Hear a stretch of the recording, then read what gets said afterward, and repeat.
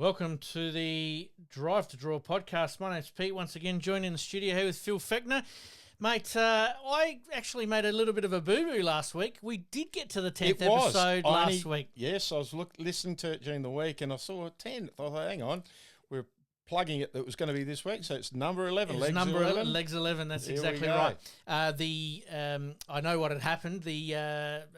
YouTube was telling us 10, which is correct. Yep. But the audio side of it from Apple and everything had taken out a couple of podcasts and moved everything around. I believe you now, Pete. So good.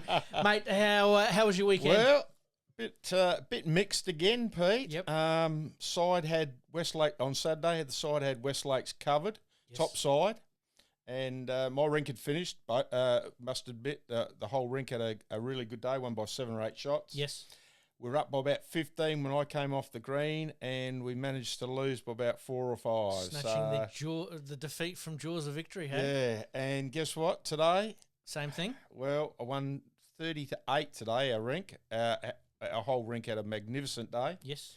But still couldn't cover. We had 2 rinks up and 3 rinks down. We couldn't quite cover them, even winning by 22 shots. But I must just give Roger Ward Jr. a shout-out for his beautiful greens down there at Semaphore. We played at Semaphore.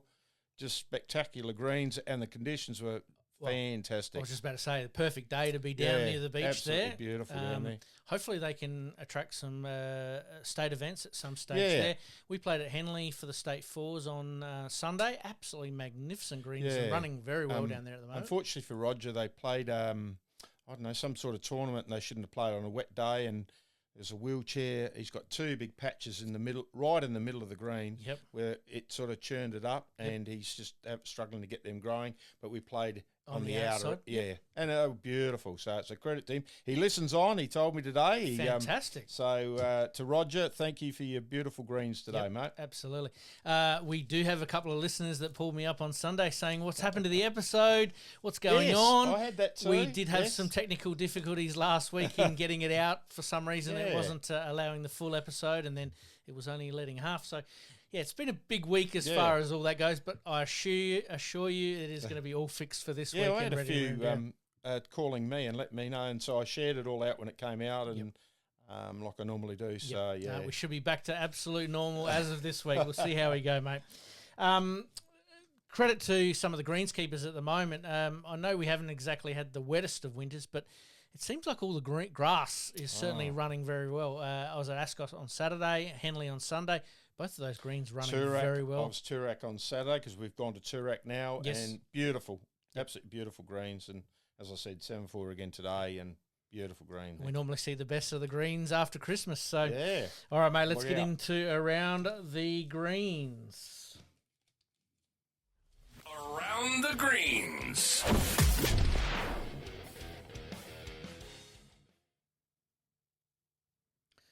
All right, mate, we'll do Division 1 and Premier League. I did plan on doing a little bit of the midweek stuff, but we might hold that over to next week and have a look at some of the country regions as well for that as well. All right, let's get started, mate. Where would you like to kick us off? Let's go Premier League round 8, Pete, hey? Yeah, let's do it. First game was Adelaide 117 to Lockley's 45, so it's a bit of a hiding there. Scotty Tholborn 37 to Theo Katsivis 14 was the biggest winning rink there. That's a huge result there for Adelaide. It is.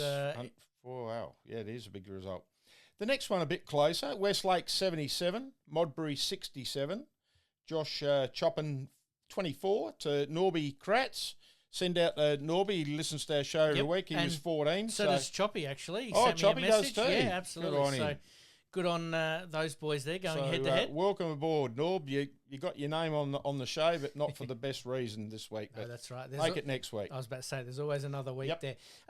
Westlakes spoke to a couple of the boys there on Sunday and sort of said that they're just getting going at the moment. They've had, obviously, like a few clubs, a bit of an influx of players, just trying to find that right gelling combinations. I'm down there tomorrow night for tea, so I think we're having a bit of a bowl. It's Tennis Umpires, Tennis Umpires Association Christmas dinner thing. Take your bowls with you? Nah, I won't take them, mate. But take a couple of night hours. Should be right. Have a bit of a bowl down there, so it should be a bit of fun. Absolutely. Okay, getting back to this, another good game here. Holdie 73, Summerton 79, and I didn't pick a rink out there. They're all about 2 or 3 or 4 the difference. So were you surprised at Holdfast? who did I? Yes, I When tipped Somerton. Yeah, I thought Somerton might have done them a little bit easier than that. Yep. But credit to Holdy. Absolutely, yeah. Getting their team together. Still a little bit of fight in Holdfast there. Obviously, having a few players coming in and out at various stages, I think will hold them in pretty good stead. Yeah. And the next game, Hawthorn 85 to Salisbury 59. Has Salisbury been going along quite nicely? They have, and probably not a surprise there. Hawthorn just changing up a few of their rinks this week, but Salisbury have been going pretty well. And got rid of a bit of old wood. Yeah. Lockie Bowman 29 to Mitch Walker 17 was the biggest winning rink there, Pete. And Lockie's been having a pretty good year in that rink. For Lockie, so, yep. And his son's drafted to Sydney Swans while we're on the... Well, and Brenton Roberts, his son's already at the Sydney Swans, so they've got a connection there now. So they might be playing some tournaments together and travelling up to Sydney a bit. So there you go. The last game is Grange, another close one. Grange 77, which I tipped Ascot 70. Well, I tipped Ascot as well. I thought it would be a close game, but I thought Ascot would get over the line there. And Benny Bowman been struggling a little bit. I call his name out most weeks, not for the best reason. 9 to Seamus Curtin 23, a quality bowler, obviously. Absolutely. So that was all the games last week there, Pete. I've got the table in front of me. Mate, I was just about to get to that one there. Do you want to read it out? Let's go. We've got Somerton, obviously, 8-0. We did talk a little bit last week. Almost got beaten this week. Well. Do they need that one loss just to sharpen things up a little bit? Can help, but, you don't ever go through undefeated. You go through undefeated. That's exactly right. Ascot sitting in second place, 5 wins, 3 losses. And Grange sitting third with 5 wins, 3 losses, and Hawthorn also 5 wins, 3 losses, rounding out the top 4. But Adelaide are coming though in 5th, 4 and 4, and Westlake's 4 and 4. So look, it's nothing between that. Well, other than Somerton, they're a standout at the moment. So and Lockley's obviously have only secured 14 points for the season with a minus 254 shot count. It's going to be a big second half to the season if they want to hold their colour. We're just starting to see a little bit of that separation now. The top 2 or 3, the middle 2 and 3, and then the bottom 2 and 3. Any changes on your prediction for the top 4? No, Adelaide to go in. Yes. And I think I said it was Hawthorn, if I remember rightly, to come out. Yep. They'll be probably just the unlucky one. That's my feeling. Yep. But I thought it might be Hawthorn or Grange, so I'm still sort of in that and same boat. You said even West Lakes, didn't you? Yeah, I did. Yep. And look, if they get a bit of a run together, they might be able to put it together. Absolutely. Good luck to those teams there. Let's move on to this week's matches. Round 9. I know we're already at the halfway point. Where we are. Somerton and West Lakes, good game. Absolutely, mate. This is for me game of the round. I think it is too. I'm going Somerton for me. Somerton for me. The next one, Lockley's and Hawthorn at Lockley's. I'm going to go Hawthorn. So am I. Modbury and Adelaide. I'm going to go Adelaide. I'm going Adelaide. I'm nearly going to say Modbury. I reckon it's going to be a little bit overcast and damp. They're suggesting that it's going to be a bit wet. Actually, we're at Modbury. I wonder if we're going to play on under the dome. I think we'll play under the dome, won't we, too? So potentially there. Might be able to say good day to Scotty and the boys there on Saturday. Absolutely. We both went Adelaide. Ascot and Holdy. Another good game. I'm going to go Ascot. Same here. And Salisbury versus Grange at Salisbury. I'm going to go Grange. So am I. Yep. I think we tipped all the same. I think we have this week. We were a little bit at odds last week with a few. There are a few people actually messaging me saying, "What are your tips for this week?" I hope you're not relying. I hope you're not relying on those tips. Anyhow, exactly right. Somerton v West Lakes, obviously game of the round there. Good luck to those teams at Somerton. If you're not playing this weekend or you want to go see some bowls, which most people are going to be on the greens, but you never know. There might be a few that are off the greens this weekend. I reckon that's the game to get along to. And I reckon you're right. I'm sure they'll promote it. All right, let's move on to Division 1, mate. Division 1. And a bit of an upset first up, I think. I think we both tipped Somerton. Yes. Somerton 67 to Port Noarlunga 86. Yes. Good win there for the Ports. Yeah, we sort of thought that might happen on the basis that the last few weeks Port Noarlunga have actually been going pretty well. Yeah. Saw a couple of those boys on Sunday at the State Fours and geez, they're very handy. Ripping form. Yeah, they're absolutely handy. Ripping form. Yeah, very handy. So Raymond Wichello was 8 to Jeff Munn 26 was the biggest winning rink there of Jeff. Paynham 66 versus Millswood. I tipped Millswood. I think you tipped Paynham at home. Yep.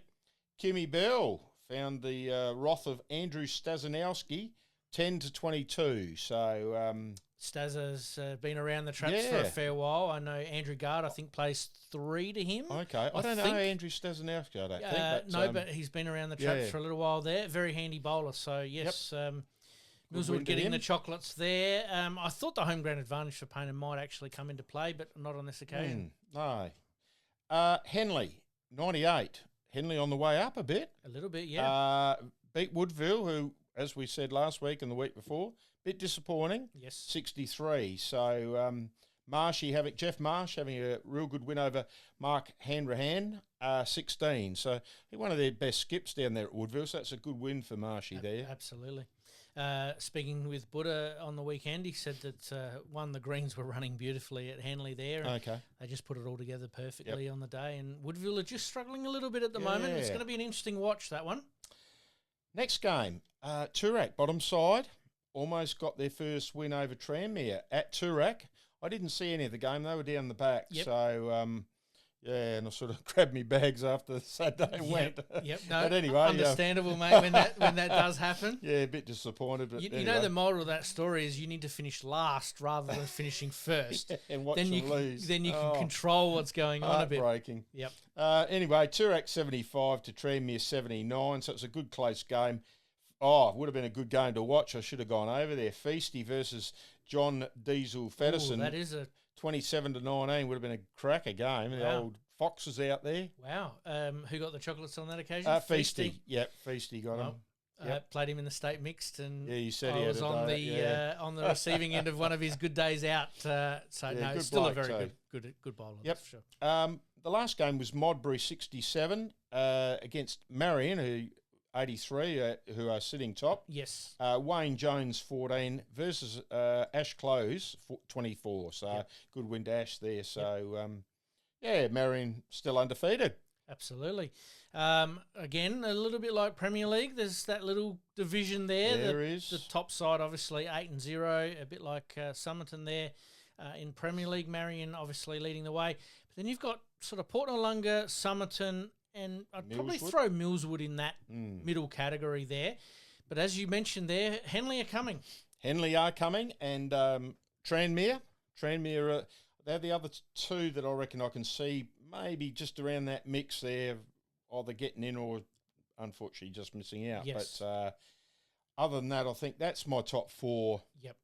What it is it's now. It's going to be pretty much all set. It's going to be interesting to see if Henley can sneak in there above Millswood, again making a promotion into a new comp. So well done to them finishing continuing to play at 4th at the moment. Yep. All right, let's move on to this week's matches. Okay. Woodville versus Paynham at Woodville. This is a do or die bottom of the table clash here, so it's very important. Well, it shouldn't be. I mean, both teams came down from Prem last year and both struggling. I'm going to go. I'm going to go draw. A draw. I'm going to go draw. Oh, Pete. I'm going Woodville at home. I know the Paynham boys sometimes stand there and whinge and grizzle about the greens, but you got to play with what you got. Yep, and I'm going to tip Woodville at home. I'm going to tip Woodville at home as well. I am genuinely torn on this one here. No, I'm going to pick Woodville at home only because of the home ground advantage, mate. That's how I am. All right, Port Noarlunga v Toorak. Port Noarlunga for me. Millswood v Somerton. Game of the round. This one is game of the round for me. Somerton for me. Somerton for me as well. Just a little bit too much experience in that Somerton lineup. It's another good game. This is a good game. Marion versus Henley. At Marion? I think Marion, but I think Henley are going to give it a fairly good shake. I'm tipping Marion, and I reckon Henley wouldn't be surprised to pick up the points?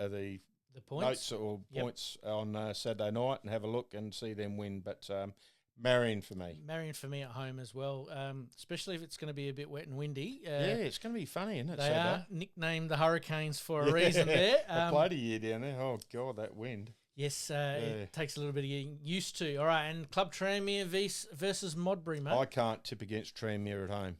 So Tranmere for me. Yep. All right. That is our Division 1 and Premier League tips for round number 9 and, 8 the results and 9 for the tips. I reckon get on those tips that we've tipped just then. I think we both tipped the same this week. I reckon that's... It's locked in. Get on it. Sports bet responsibly. Obviously, talking about our tipping, the SA Bowls tipping is still going on. You get a couple of wild card rounds where you get to double your score. So maybe with a few of these rounds that could be a wild card this week. This week, yeah, a few of those results that could sort of go your way. I might use one of mine along the way. All right, mate. Let's take a quick look at some hot shots.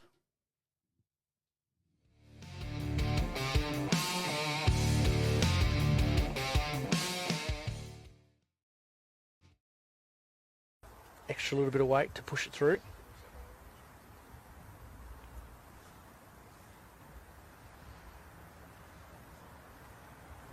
Controlled weight, backhand. Nathan just stalking it a little bit. Not far away. He's got it too. Absolutely brilliant bowling. Nathan Black, once again, a shot of the day contender.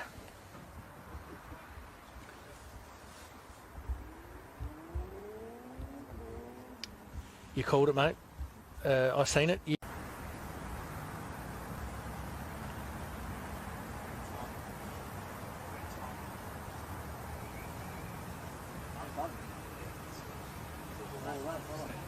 How much can it turn and maybe how much can it run? Wow. What a shot. That's a shot. A lawn bowl. Craig Mills. Very, very good. That's hard to beat. What a wonderful shot. Perfect weight. Shifted it 10 millimetres. And it still drew on that hand. Drew in beautifully.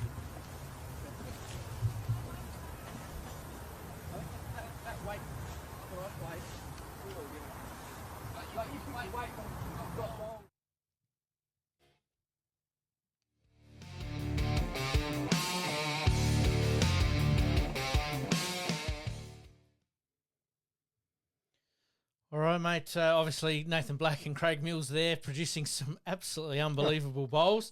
Mate, but the one subject we've all been waiting for, that everyone keeps asking for, the Barossa Light around the regions, mate. Beautiful. No worries. Got it here in front of me. I love it.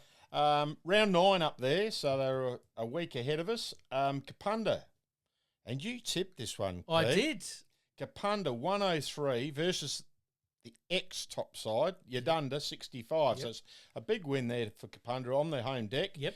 Caught up with Greenie on Sunday. Well, played against Jaden. Yep. And he led. He's kid. Unbelievable, just dobbing them on left, right, and centre, and then saying, "Hey, come on, Dad, is that good enough?" Or no, absolutely had a great conversation with Greenie, and absolutely enjoyed the day. And I can see why they're going all right at the moment at the hangar. Well, at the hangar. Well, somebody actually replied today to our comment about Kapunda. It is the hangar. Beautiful. It's been confirmed.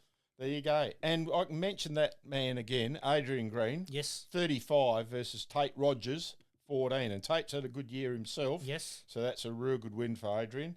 Don't know whether he listens to our show, but Kat does. So right. Shout out to Kat. There you go. Kat. Yep. Listen in and get the old man on board. There you go. I like it. Okay, the next game is Freeling 68, Tanunda 83. Both tipped. No, I reckon you might have tipped Freeling as an upset. I did. Alex Bryan 8 to Keith Ward 29. So good win there for Wardy. Yes. And a good win for Tanunda.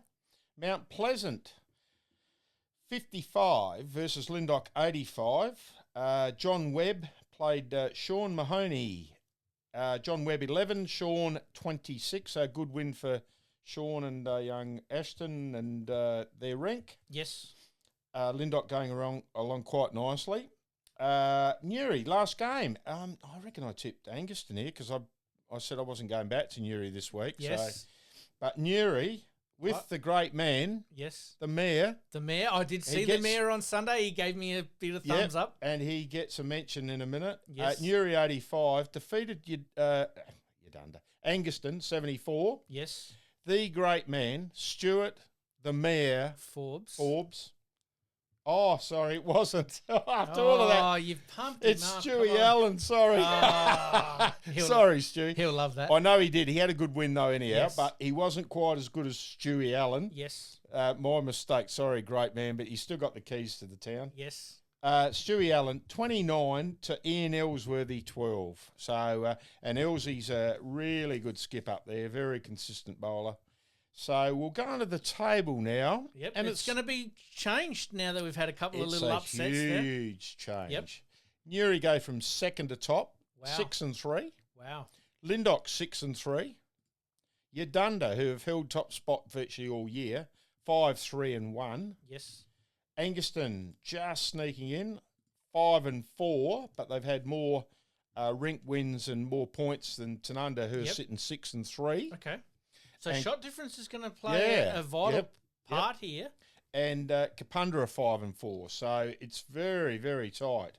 From 2, 4, 6th, first to 6th is There's not anybody. much between them. All right, well, we better get on to this week's tips because Oh. everyone's hanging out for We're them, here. mate. I Well- know I had a bit of fun last week picking a few upsets, but I think I might be back on the favourites this week. But we'll see how we go. Seeing I gave Stewie Forbes such a big, killer, and then it was wrong. I'm going to go for Newry this week. Newry play Kapunda Okay. at Newry.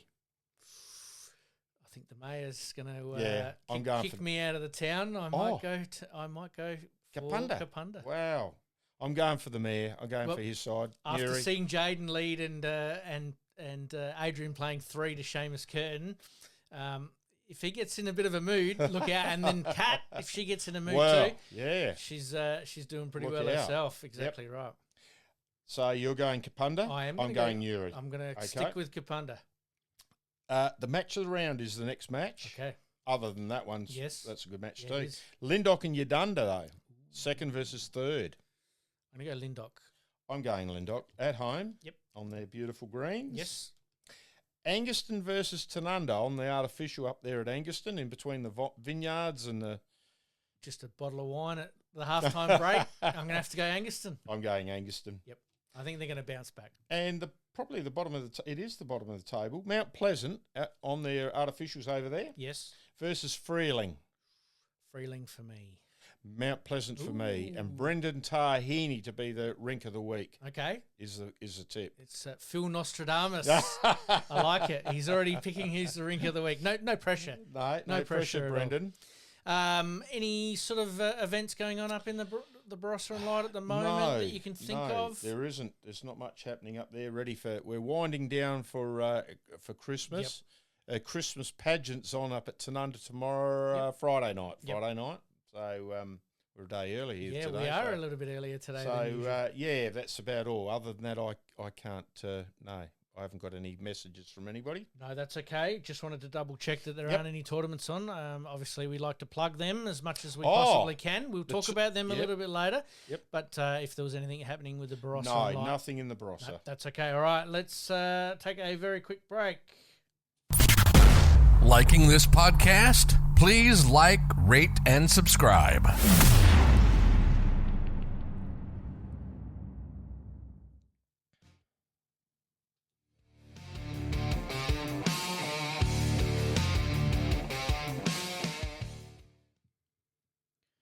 All right, we move on to the state events, the state fours, as we've already sort of talked about a little bit earlier on, that were played over the weekend. The Metro Region sectionals were played. Congratulations to Matty Hull in getting through his section there. Pete Lucat was actually in. Oh, I'm sure he would have told you all about that. Yeah, he did. But Hully must have carried Peter. Oh, no, I reckon Duzins would have carried both of them, did. I reckon. He told me he bowled very well, Yep, Steve. Yeah, yep. he was very happy with his Absolutely. game. So. And Annandale there from Jimmy. Salisbury. Yep. Dietrich, Davis, Percy, and Denton. Oh. That's a pretty handy rink there. Those boys obviously going through as well. Yep. Wicello from Somerton, Payne, White, and Hallows all from Somerton getting through there. Dorr, Elliott, Martin, and Duckett from Modbury there getting through their section. The one that I was really interested in, they didn't let me down here, Simon Gitter Johnson, Matty Northcott, Ashley Close, and Max Kleining. I actually want to see the match between Dietrich Davis. Do they Well, they could potentially meet before the final. Wow. So this is going to be very interesting. Well, we'd have to televise that one, wouldn't we? Well, if we don't do it, Bowls SA should be right on top of that one there. There is a couple of matches that will be played at the early time of 9:30 this weekend.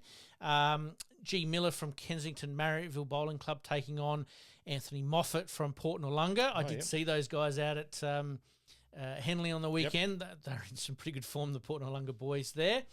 And the winner of our section there, Seamus Curtin and Adrian Green, taking on Harrison Geeta Johnson from Holdfast Bay. So that should be a pretty good game. And then the last one was the Hawthorn boys, Adam Strudwick. Know Adam pretty well. Well done in getting through his section there, taking on Nathan Black and John O'Voigt. So tough game there. And that's at the Beaumont Bowling Club on Sunday. So if you're not doing anything Sunday morning. Greens at Beaumont. Nice little spot there on the corner. Yes. Beautiful. Absolutely. Yep. So, if you are looking for something to do on Saturday and you want to watch some pretty good bowlers in action, that might be the way to go. All right, mate, let's get into, a player interview.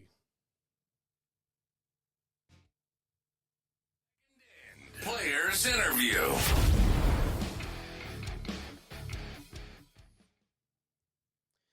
Now, what we've decided to do this week, we did have this. The reason why we're obviously recording a little bit earlier. There's been a lot going on behind the scenes, sure has. And that we did play the Barrie Leicester interview a few weeks ago there in its entirety. What we might do is just break it up and insert it into this episode in a couple of smaller chunks, so that way the people that didn't get a chance to sit down and listen to the entire interview, because it did go for about an hour, that we can break it up and still have that interview there for everyone to watch. Nobody really wanted to talk to us, Pete. No, was that it? That's pretty much it. Trying to find people. Couldn't even get the mayor on. No, well, we've got to get the mayor on. Peter Luket, I think we've got to have him on. He's itching to say what he really thinks. We're in trouble there. Do we have the dump button? And obviously, we want to get somebody on from Bowls SA to talk about the Country Carnival coming up soon. And there's a whole range of under-18 championships as well. So hoping to sort of get that squared away maybe before Christmas or just after Christmas as well. And tonight on the Drive to Draw podcast, Barrie Leicester is joining us for our players interview. Welcome, Barrie.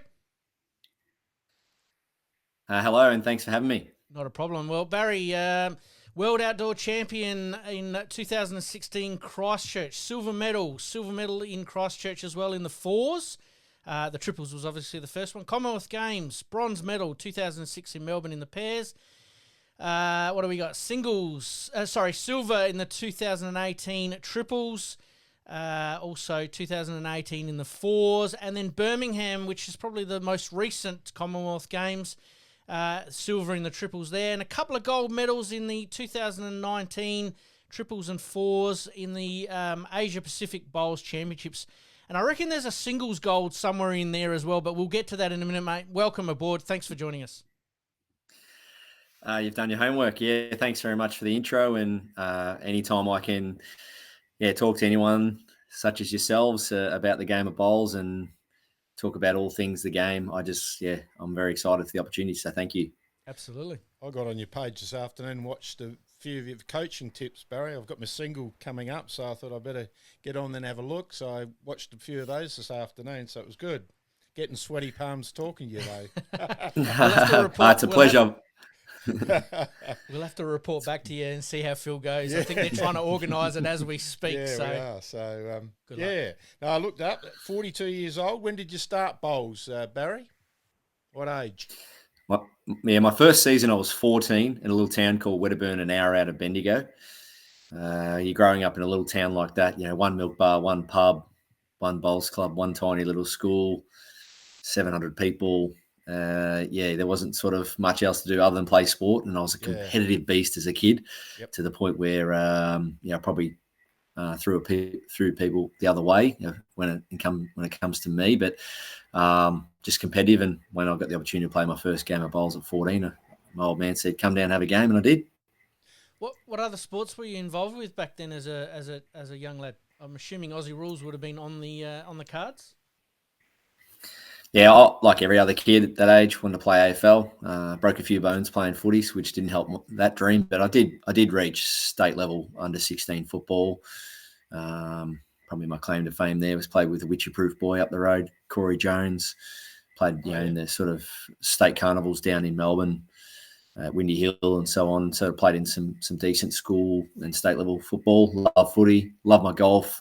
Played all sports, but very, very competitive. But I knew as a kid watching sport on TV that my ultimate goal would be wearing the coat of arms, and that was definitely a dream of mine in whatever sport I chose to attack. Absolutely. Did you play in your old man's team when he said, "Hey, come try bowls out instead of running around a footy field"? Did you end up playing in his team or his rink, or how did that all come about? Yes, we did. Played a bit of pennant together. Unfortunately, my first season was B grade, where Dad played, because he was always trying to get into the A grade. It was always a scary night in the household when the teams came out for pennant. Back then, it wasn't Facebook, text messaging, websites. Back in the mid '90s, it was you went down to your local bowler and you checked the notice board, and if it didn't read well on the notice board, it was a scary trip home. It was either reach for the beer in the fridge and knock a few down and get angry, or it was mum went to bed early that night when he didn't get picked. I love it. But yeah, we played a bit together, played club champs together, won club triples, club pairs. But my dad was unreal. Like anytime I was training, competing in any of the events, he was just all about just providing as much guidance and information as he could. Yep. And highest world ranking I see was 26. That's pretty current, isn't it? It's 2024. Is that right? Yeah, it is. It's been a really good initiative World Bowls brought out recently, the World Bowls rankings. I guess throughout various things I've achieved over my journey, if the current system was in place years ago, I might have featured higher somewhere at different stages. But, when you're talking, you can somehow slide into the top 30 in the world, and especially since I've been retired for a year now, off the back of some decent performances last year, Australian Open Fours, BPL, all that kind of stuff. So, rankings is I think something that's crept back into the game, and hopefully, it's onwards and upwards when it comes to the world ranking system. Yeah, myself, I'm just outside the 30 at the moment. Oh, mate, you're doing well. Is that well outside the 30? Yeah. Million. Now, talking about rankings, obviously back playing with your old man there. When did you sort of leapfrog him and then move on to sort of bigger and better things, and then I suppose realise that bowls is the path you were going to take? So at age 16, I won my first club singles, and that was pretty cool. I often say if I hadn't won that club singles at 16, my second season, I probably would have walked away from the game. I would have went, all right, that was a good little experience. But Dad said, that's probably a sign that you can go onwards and upwards. And then within 2 years, I was playing the state under 18 side. We did a big move from one side of the state to the other, moved to Lakes Entrance, and that was pretty scary for me. You leave all your mates behind, your schoolmates and all that, but once I got down to Lakes Entrance, great club. They definitely shaped the future of my bowling career. They gave me employment. They helped sponsor me, set me up with equipment. And then the great legend himself, John Snell, OAM, moved to Lakes Entrance of all the places he could have moved to in Australia. He's written books, played at the highest level. He decided to move to Lakes Entrance and become my mentor. And I was just a sponge for information under John. And that was when I was sort of 18, 19 years of age. So, playing state level. I remember my first plane trip was through playing bowls, so that was pretty cool. I'm like, wow, my first flight at 17, 18 was cool, wearing all the uniforms. I'm like, all my footy mates are just staying back in town playing footy, and here I'm on planes flying around Australia representing Victoria. So I wanted more of that. I was really hungry to do that more, and obviously my main hunger was to try and climb the ladder to go higher with the representative duties. So we'll move on from there, obviously trying to establish yourself, obviously, at Lakes Entrance there. I'm assuming a couple of pennants maybe along the way. Yeah, won a pennant. I didn't win one with my dad, but I won the club pairs with my dad there. Had a few cracks at sort of winning a couple of titles with my brother as well, my brother Tommy at the time. But won the pennant for Lakes, became the youngest player for Lakes Entrance and sort of Gippsland to make the state side. I think I made the Victorian state side at 20 years of age. And it sort of, it was really hard because being in country Victoria, 3.5, 4 hours from the city, you can only win what's in front of you. And I did win a lot, but I trained my absolute backside off. I was training 4 to 6 hours a day and working full time at the club. But the club gave me a lot of time off for work and sponsored me. So Lakes Entrance Bowls Club, forever indebted for what they did for me. But John Snell had a board meeting with them and said, hey, this young kid's going to go places. You got to get behind him. Yep. And I'll never forget the current GM, Jeff Rode, and the board at the time. They pulled me into a room and said, yeah, Barry, we want to really support you and set you up. And I just remember going out there and training my backside off. I'd get a train from Bairnsdale to Melbourne and then a bus from Melbourne to Moama for state trials. And then when I was old enough to drive, then I'd drive from Lakes Entrance to Moama or drive from Lakes Entrance to Melbourne for trials and training and so on. And unfortunately, at 21, suddenly my mum passed away. Really suddenly, and sort of threw everything out a little bit. She got to see me play for Victoria, but she didn't get to see me play for Australia. But that was a big sort of side step or step back in my life. Gave bowls away for a bit, but the whole Lakes Entrance, John Snell, the employment sort of setup was a huge nucleus for me to be able to get to where I am today. Isn't it important to have those people that sort of stand behind you and back you in and say, hey, we're going to help you get to whatever level you want to get to? And I think bowls clubs are getting better and better at that. Footy clubs are now seeing that as an advantage, that everybody does have a slightly different background, whether it be from country, city, different areas, trying to get everybody together. And it sounds like that's exactly what happened for you, mate. And then, again, condolences, obviously, for the loss of your mother there, but it probably, in a way, shaped you a little bit in that you got to take a bit of a step back and concentrate on family for a little while. I'm assuming that's the process that you took? Yeah, mum was the one that, she prepped all your gear. She made you lunch. She drove you everywhere. And Dad was the mentor when it came to the game, but mum was always the one that made sure I was on time and set up and preparing really well. And, I miss those days of waking up and seeing your bowls clothes folded on the end of your bed. All right, mate, let's get into the extra ends.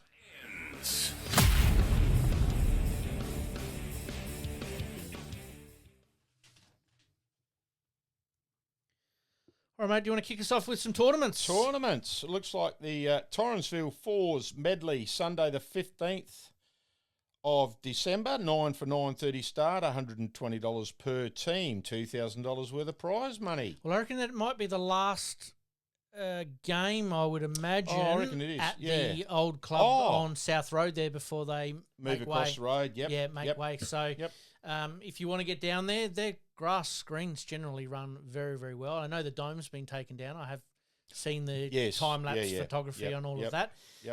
So, if you want a good day out there at the Torrensville Bowling Club, another one, get in contact and hopefully they've got a few spots available. Yeah, absolutely. Narracourt, RSL, Caveland Christmas Carnival, 3 bowl pairs, Sunday the 29th of December, 9:30 start for $50 PT. Per team. Oh, per team. That's cheap, isn't it? Yeah, that's very cheap. Cost you $500 in petrol getting down there. Well, this is the next one. I was going to say Narracourt, the RSL, have actually got the triples on the Monday. Oh, okay. So there you go. If you want to make a weekend of it, head down, obviously, over the weekend there. Around New Year's, you probably pick a caravan park or a cabin or a Airbnb. Go down there, play your pairs on the Sunday and play your triples on the Monday. Make a real weekend of it. So really wanted to give a bit of a shout out there. And did you say you've got something? Yes, from I have. I've entered the Two Wells on the 13th of December. Ring Paul there at the Two Wells Bowling Club. I've entered our team in triples. So who are you playing with? Now Peter Lucat and Johnny Nicolai, the great man from Edwardstown. I did catch up with Johnny on Sunday. Oh, did you? Yep. Good. He's still up and He's about. Still up and about. Good. So I need him on the Friday the 13th. Lucky for some. Oh, lucky for some.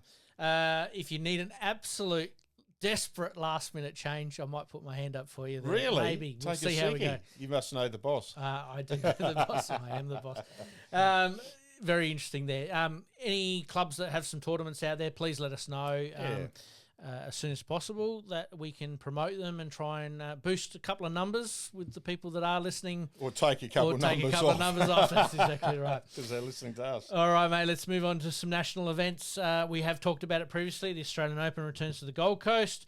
We'll keep promoting that a little bit over the next couple of weeks. But really, the big national news was that Laney McGorman coming bronze or equal third. Real good effort. In the World Champions of Champions there, representing Australia. Congratulations to Laney there. Went through top of her section. Got a little bit unlucky, obviously, in her one of her matches there that put her into the bronze. But that's a fantastic achievement. Absolutely. Not only heading over and playing over in another country, totally different conditions. And I did see some of the water on the green. So very interesting. But conversely, on the men's side of things, Lee Strainer, world champion, gold. Congratulations go to him. I think that's his second world championship. Oh, is it? Wow. Absolutely having Where's he from? a day out. I think it's from Pete. WA. Oh, okay. Might be from WA. Good question. Yeah. We'll follow that one up next Okay. week. We might try and get him on the show at some stage. Yeah, let's That'd get be him on. fantastic. All right, mate. Another event going on at the moment. I'm not sure whether you've seen any of this going around. Is the UBC events. No. It's happening at Dandenong at the moment. Normally, Adelaide has at least one team, whether it's the Streaky Bay Sharks or the Damons. Yep, Damons team. But the Adelaide Heat have come back into it, and that's the Baldy brothers. Have actually got that team there, and that's being represented by Chris Rosannes, Cody Packer, and Mitch Sidebottom. So a couple of handy players there. I know that it's like a drafting process, and you can pre-select players, and they have wild cards, and it's done on scoring. Basically, the way to best explain it is that if you're attacking the kitty, you actually get bonus points. You'd be all right. Yeah, unfortunately. What you told me on the weekend. On the weekend. Sunday was all right. Saturday, unfortunately, went the wrong way for me. But, no, a bit of fun there. But you get golden touches and for the most tournament. So each bowl's basically got a value. And if you're leading the head at the crossover between the lead and the skip, there's points available there. Okay. So there's a whole multitude of different ways of doing it. This event now has been going now for about 3 or 4 years. It may even be slightly longer. We'll correct myself with something. Is that it's a great event to watch, and the Adelaide Heat have actually been thereabouts, top 2, top 3, top 4 for both TV or both YouTube or Facebook. Oh, right? okay. Yep. So I know that Fox 2 do some broadcasting of it, but I haven't seen any for this particular event. Yep. So congratulations there go to the Adelaide Heat, doing very, very well. All right, mate. As everyone wants to know, our big hot topics for the final here. But should bowls have a gather round? Well, when I say gather round,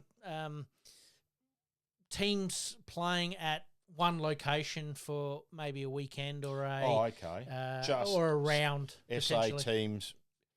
I can't look. Why wouldn't you do that? Well, the only reason I bring this up is my normal podcast with Malcolm on Tuesday nights.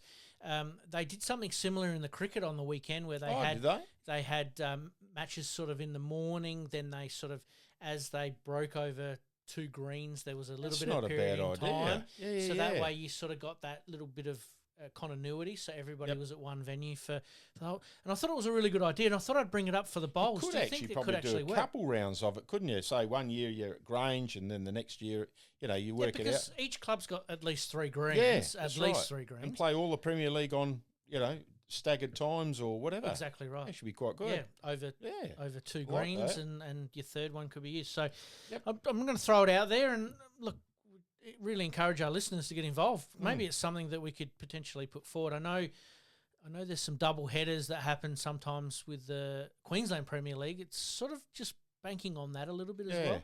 Yep. And then you could expand it a little bit and maybe have, when the country carnival's on, you might even be able to have a couple of round down here on that Saturday or the Sunday when they're not playing in the country carnival or before the country carnival. The options are limitless, mate. But I thought I'd just throw that one up there. You'll get a job at Bowls SA Don't soon. say that, I'll mate. tell you I've got too much on the go at the moment. But yeah, I think a gather round of some sort could actually work. And you could potentially play a double header or into a period of the evening or twilight, which then leads me into my next question: Twilight bowls for state events. Could we do this on a Sunday? Probably not. I'd say no, because a lot of people still work, and if it goes into that Sunday night, I think that's what probably the super challenges. Yes. A few people can sort of not play because I got work in the morning. Yep. It's right for an old bugger like me that's retired. Yes. I enjoy my Sunday night out there having a roll of Super League or whatever. Super Challenge. Sorry. Yep. But I reckon you'd find that some would pull out and say, no, I've got to work early Monday morning. Well, then my alternative to that is, could you play potentially a round on a Friday night and 2 rounds on a Sunday? Yeah, again, Friday nights can be a bit touchy with people. They can. Work. Yep. But they're long days, aren't they? They are. Well, the this state is what events are long days. This is what I'm looking at, is that, you play Saturday, you roll off the You're green at knackered by 5:30 Sunday Sunday. night. Well, Sunday but you've night, got to back up for 9:30 on a Sunday morning. That's right. The reason I threw up the suggestion of maybe a twilight is that you start at, say, 11 o'clock. Yep. And because we've got daylight savings, you do finish sort of at about 7 o'clock, thereabouts. But you sort of get that Sunday morning just to sort of to get over, to get going. Especially like us old fellas. Don't let the non-hair fool you. But yeah, I just thought maybe, potentially, just to open that up. It's something and then you probably could throw around. Yeah, the clubs that are hosting that could potentially, for their last game, could potentially do a dinner or have the kitchen open or something like that.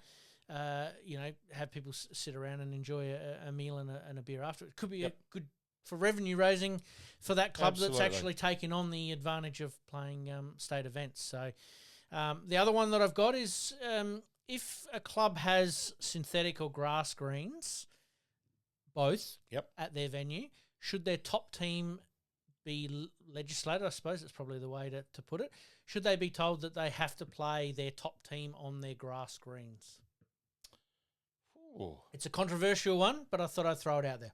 Who's going to tell them? Bowls SA? Well, I think that it has to be mandated, That wouldn't be bad because, I mean, you get there and you don't know whether you're playing on the grass or the carpet. Well, it's this week. I'm at Modbury, but I gather we'll be probably on the carpet because it's an advantage to them because we play on beautiful grass greens. This is the counter argument. Yeah. But if a club does have both, Yep. Should their top side be required to play on the grass?